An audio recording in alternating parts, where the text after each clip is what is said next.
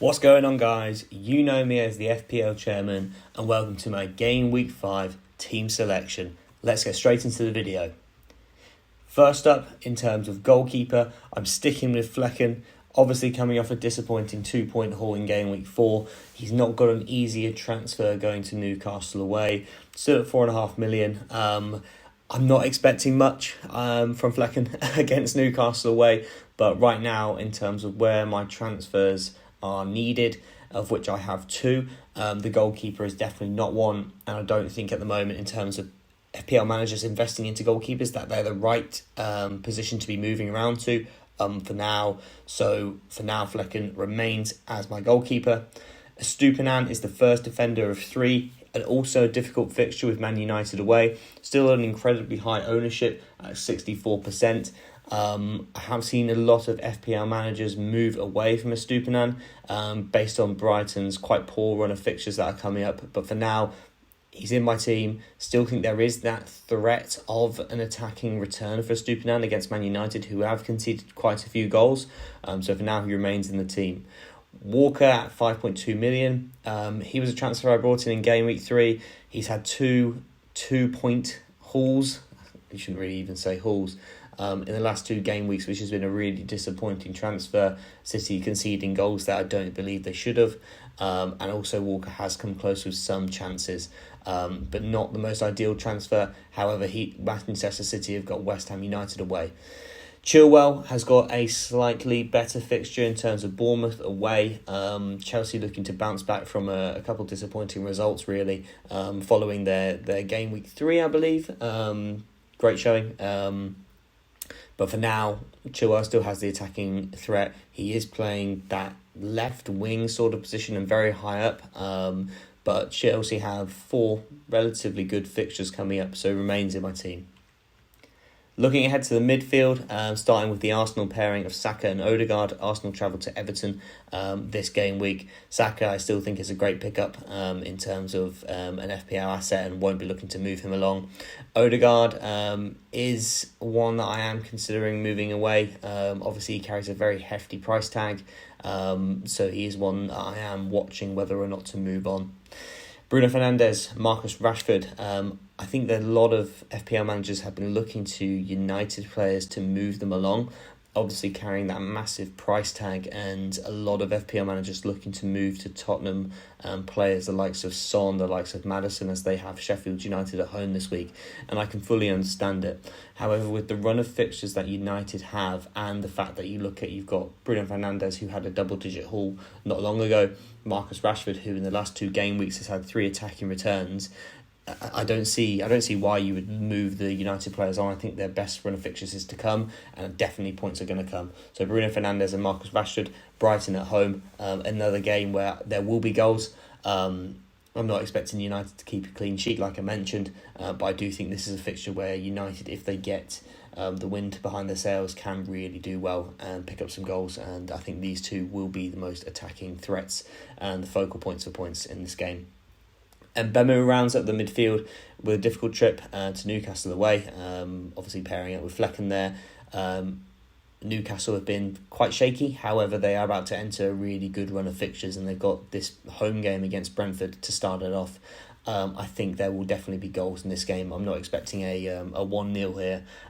You can come back to me and tell me whether I was wrong as we look ahead to Game Week 6, but still a great asset to have in the team. Not looking to move him along for a 6.8 million, and the amount of points that he's managed to bag, he's been the absolute standout so far in terms of this FPL season. So looking to keep him Bemo. And obviously, as you can see, guys, from the crude GIF below, if you are enjoying this video and you are enjoying the content, please make sure you do like and subscribe, as it massively helps the channel. Into the strikers then, remains unchanged since Game Week 1. Haaland at top, not much to say there. West Ham United away, I still think that's a great fixture for Man City, and I think he can definitely pick up goals. And Ollie Watkins at home to Crystal Palace.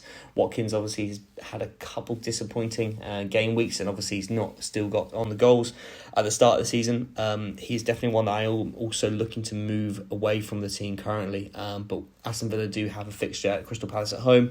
Crystal Palace have been quite solid in terms of the last 4 game weeks. However, if I think there is a fixture to keep keep Ollie Watkins in before potentially looking to move him on to another forward, I definitely think it's Crystal Palace at home. So in terms of the players that I am most thinking in terms of moving along, it's Walker, Odegaard, Watkins as players that I'm not happy with. Flecken as a goalkeeper, I don't think you can be happy with any goalkeeper at the moment. I don't think there's any goalkeeper that's massively hauling. But Odegaard, Walker and Watkins are definitely players that I am keeping my eye on to move on.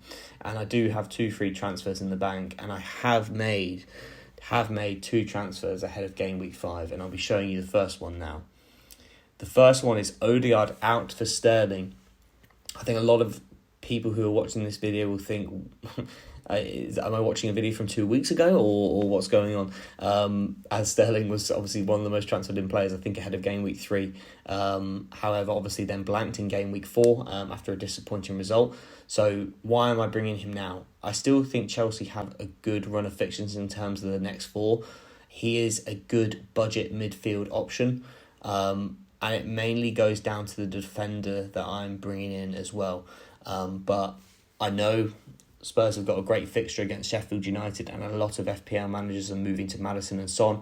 And I'm not trying to be be difficult or be different to reach points. I think Spurs will have a good game against Sheffield United, and I think those types of players will definitely get on the points.